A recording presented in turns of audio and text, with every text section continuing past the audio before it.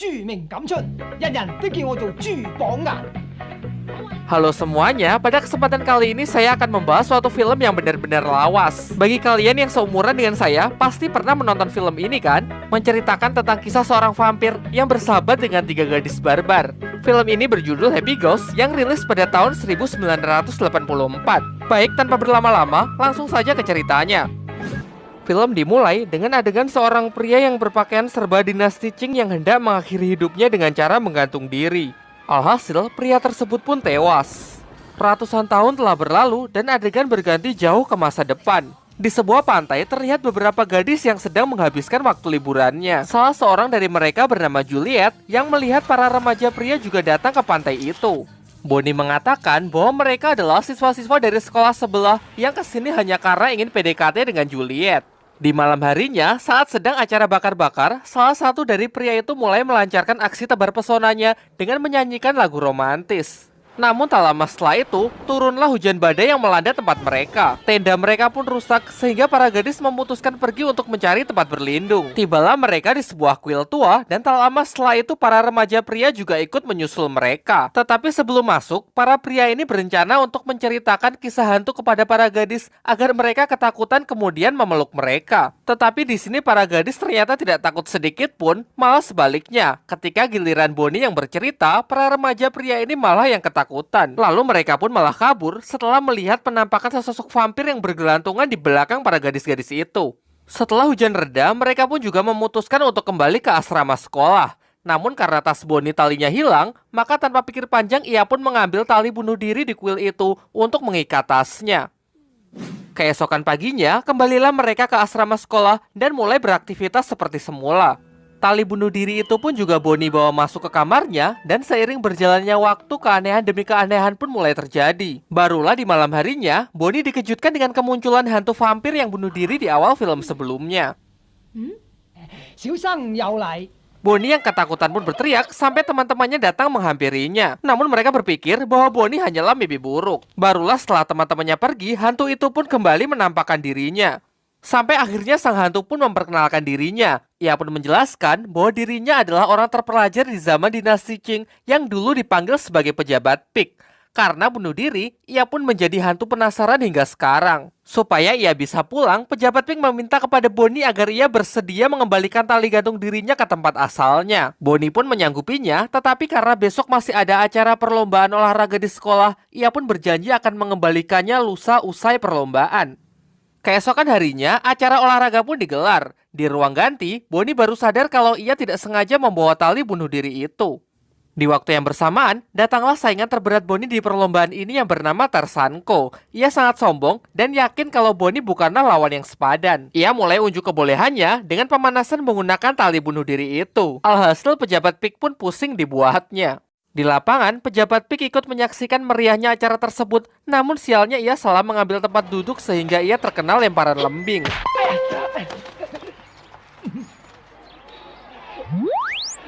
Karena ini semua adalah ulah dari Tarzanko, pejabat Pik pun kesal kemudian membalasnya. Ia mengagalkan seluruh usaha dari Tarzanko dan sebaliknya ia malah membantu Bonnie untuk menyelesaikan seluruh cabang olahraga.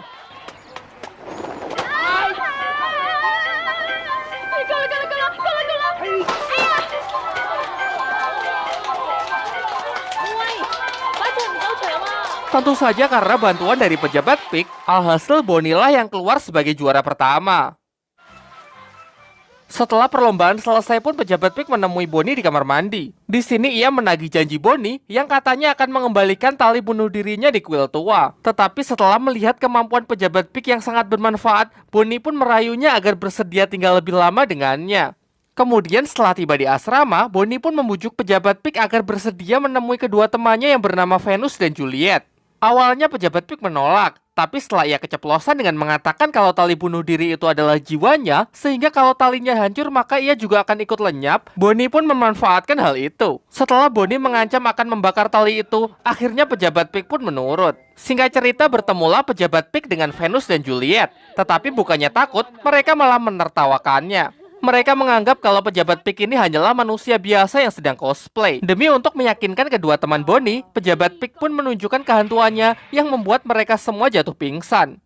Di sisi lain, karena mendengar keributan, salah seorang petugas kebersihan naik untuk mengintip. Tetapi di sini pejabat Pig malah mengerjainya. Keesokan harinya adalah sebuah acara pesta tahunan di sekolah mereka. Baik dari asrama pria maupun wanita pun menghadiri acara tersebut. Di sini Juliet banyak mendapatkan kado dari para remaja pria agar bersedia menjadi pasangan dansanya. Juliet yang bingung harus memilih yang mana akhirnya dibantu oleh pejabat Pig. Dengan kekuatannya, ia membuka penglihatan Juliet yang membuatnya bisa melihat kepribadian seseorang melalui warna lingkaran yang muncul di atas kepala.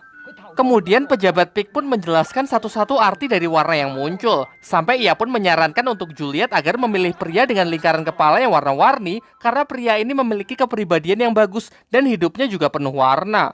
Dan ketika musik mulai dimainkan, para pria pun langsung bergegas menghampiri Juliet. Tentu saja Juliet memilih Joseph, pria terpilih dengan lingkaran kepala yang warna-warni. Namun sayangnya pesta itu berjalan sangat membosankan karena mendapatkan pengawasan yang sangat ketat dari Suster Lady. Ketika ada yang mulai beradegan romantis, ia pun langsung menegurnya. Lantas Bonnie pun meminta kepada pejabat Pig untuk melakukan sesuatu. Pejabat Pig pun menggunakan kemampuannya untuk memindahkan Suster Lady ke tempat yang aman, sehingga membuat pesta pun sontak berjalan dengan sangat meriah.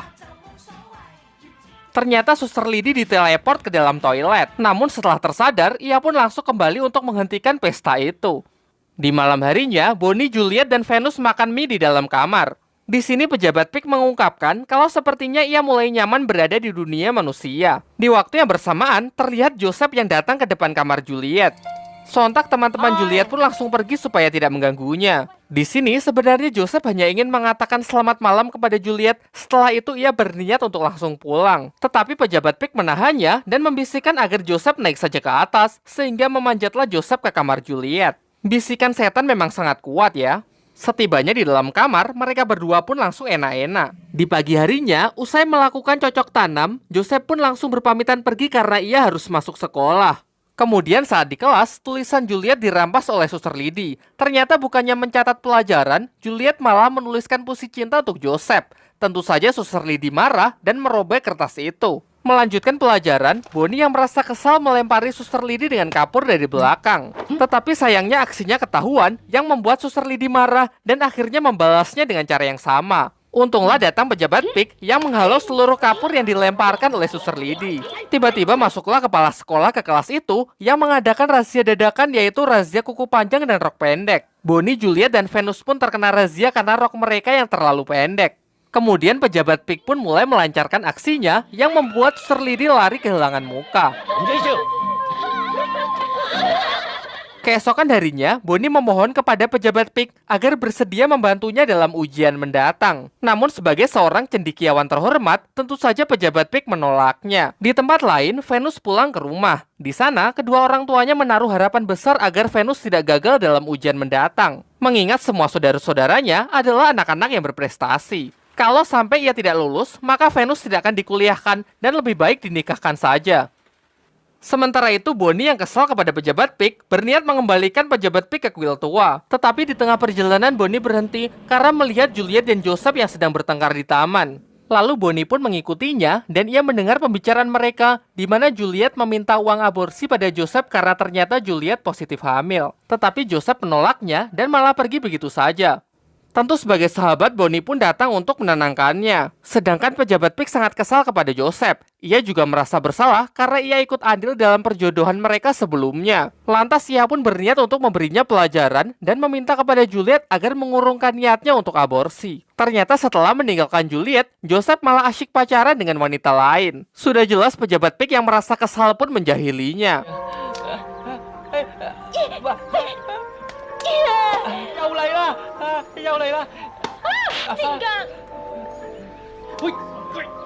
Setelah merasa puas, pejabat Pig pun mulai menampakkan dirinya. Ia meminta kepada Joseph agar menyesali perbuatannya dan berjanji akan bertanggung jawab dengan menikahi Juliet. Malam harinya pejabat Pig pun laporan kepada Bonnie bahwa dia sudah memberikan Joseph pelajaran dan Joseph juga sudah berjanji kalau ia akan bertanggung jawab. Kemudian Bonnie pun memohon lagi kepada pejabat Pig agar ia bersedia membantunya dalam ujian besok. Ia meremehkan kepintaran pejabat Pig yang katanya adalah orang terpelajar. Alhasil pejabat Pig pun terpancing oleh ucapan Bonnie sehingga dia bersedia untuk membantunya dalam ujian untuk membuktikan kemampuannya. Keesokan harinya, dengan penuh percaya diri Bonnie memasuki ruang ujian. Namun setelah melihat soal-soal ujian yang telah dibagikan, pejabat PIK mengaku sama sekali tidak bisa menjawabnya. Kemudian tanpa ambil pusing, ia pun lepas tanggung jawab dan malah kabur meninggalkan Bonnie yang pusing sendirian. Sementara Venus yang sama sekali tidak bisa mengingat apapun, mencoba untuk mencontek buku. Namun pejabat PIK yang melihat hal itu melarangnya, sehingga terjadilah kegaduhan. Sialnya hal itu diketahui oleh pengawas, sehingga Venus pun dikeluarkan dari ruang ujian. Beres ujian, Bonnie pun sangat marah kepada pejabat PIK dan mengatakan kalau ia sama sekali tidak ingin menemuinya lagi. Di waktu yang bersamaan, terlihat Venus yang tengah depresi karena yakin pasti akan gagal ujian, melihat kedua orang tuanya yang datang ke sekolah yang membuatnya menjadi semakin tertekan. Juliet pun segera mengabarkan hal ini kepada Bonnie karena takut Venus akan berbuat nekat. Dan benar saja, Venus pun menaiki sebuah atap dan mengatakan kalau dirinya lebih baik mati. Tentu Juliet dan Bonnie pun segera menyusulnya naik ke atap untuk mencegahnya. Di bawah, para petugas kebersihan juga membujuk Venus agar mau mengurungkan niatnya tersebut. Venus yang bersikeras tidak ingin turun, secara tidak sengaja terpeleset yang membuatnya hampir benar-benar terjatuh. Meskipun sempat bergelantungan, akhirnya ia pun tetap terjatuh, namun ia berhasil selamat karena terjatuh tepat di bawah balon helium. Ternyata ini semua berkat pejabat PIK. Kemudian mereka pun segera menyusulnya agar Venus tidak terbang terlalu jauh. Venus yang terbang tersangkut di sebuah mercusuar. Kemudian Venus mengatakan bahwa dirinya telah putus asa dan hanya kematianlah yang dapat mengakhiri penderitaannya. Sebenarnya ia tidak ingin mengecewakan kedua orang tuanya, akan tetapi ia sadar kalau daya ingatnya sangat buruk yang membuatnya mustahil untuk bisa lulus ujian. Tiba-tiba Juliet juga ikut menangis karena sebelumnya ia telah dikecewakan oleh Joseph. Tak sampai di situ, pejabat PIK pun juga turut menangis. Dari sinilah akhirnya terungkap bahwa sebenarnya pejabat PIK dulu bukanlah orang yang terpelajar, apalagi seorang pejabat. Ia cuma seorang warga biasa yang hanya bisa bermimpi. Karena sudah lebih dari 16 kali pejabat PIK gagal dalam ujian negara. Sebelum ayahnya wafat, ia berharap agar putranya bisa lulus dan kemudian menjadi pejabat negara. Tetapi apa daya, pejabat PIK selalu gagal dalam usahanya. Tidak berhenti sampai di situ, istrinya yang semula setia mendoakannya kini malah selingkuh dengan pria lain. Karena sudah merasa putus asa, akhirnya ia pun memutuskan untuk mengakhiri hidupnya. Baik penderitaan asmara maupun gagal dalam ujian, keduanya pernah ia alami. Ia sudah membuktikannya bahwa bunuh diri bukanlah jalan yang baik. Karena sekarang arwahnya tidak bisa reinkarnasi dan hanya terjebak menjadi hantu penasaran. Setelah mendengar hal itu, akhirnya mereka bertiga pun sadar dan mulai sekarang berjanji akan lebih menghargai kehidupan. Sementara itu, para petugas kebersihan lapor kepada Suster Lidi dengan mengatakan kalau asrama ini berhantu. Awalnya Suster Lidi tidak mempercayainya, namun setelah diingat-ingat lagi, memang banyak kejadian aneh di asrama ini. Malam harinya, Suster Lidi bersama para petugas lainnya menyusuri asrama putri. Ia masuk ke dalam kamar Bonnie karena menduga kalau Bonnie lah yang memelihara hantu. Ia merebut tas Bonnie dan menduga kuat kalau tali yang berada di dalam tas itu adalah benda mistis. Lantas ia pun berniat untuk membakarnya dengan dalih untuk menyelamatkan mereka. Sedangkan Bonnie, Juliet, dan Venus pun malah dihukum untuk berlari mengelilingi lapangan. Di dalam asrama, para biarawati tengah membacakan doa untuk membakar tali bunuh diri itu, dibarengi dengan suara halilintar yang bergemuruh sebagai pertanda bahwa pejabat PIK kali ini akan benar-benar lenyap. Karena sudah tidak tahan lagi, akhirnya mereka bertiga pun memaksa untuk masuk ke dalam asrama. Tetapi sayangnya mereka sudah terlambat karena tali bunuh diri itu sudah terbakar menjadi abu. Bonnie pun memasukkan sisa abu itu ke dalam botol yang kemudian ia tulisi dengan kata sahabat. Namun selang beberapa waktu, pejabat PIK pun muncul kembali di hadapan mereka. Pejabat PIK pun mengaku kalau sebenarnya ia juga tidak tahu apa yang telah terjadi. Karena tadi saat halilintar bergemuruh, ia juga sempat ketakutan. Singkat cerita, pejabat PIK pun juga mengaku kalau sebenarnya ia iri dengan kehidupan manusia. Oleh karena itu, kini ia sangat ingin menjalani reinkarnasi. Dan kabar baiknya, ia juga sudah mengetahui bagaimana caranya agar ia bisa bereinkarnasi kembali. Ia meminta bantuan kepada mereka bertiga agar melumuri sebuah bambu dengan abu sisanya itu, kemudian menanamnya di belakang sekolah. Dengan cara ini, nantinya ia bisa dilahirkan kembali. Dan setelah mengucapkan pesan-pesan perpisahan, akhirnya pejabat PIK pun benar-benar menghilang. Waktu pun terus berjalan dan mereka bertiga pun mulai kembali menjalani hari-harinya secara normal. Meskipun gagal dalam ujian tertulis, Bonnie pun tetap berprestasi melalui kejuaraan olahraga dengan kerja kerasnya sendiri. Sementara kedua orang tua Venus kini memaklumi kemampuan putrinya dan memberikannya les privat di mana ia malah bisa bertemu dengan orang yang ia suka. Sementara itu, Joseph pun juga bersedia bertanggung jawab untuk menikahi Juliet. Di akhir film kita diperlihatkan Juliet yang telah berhasil melahirkan dan bayinya sangat mirip dengan pejabat.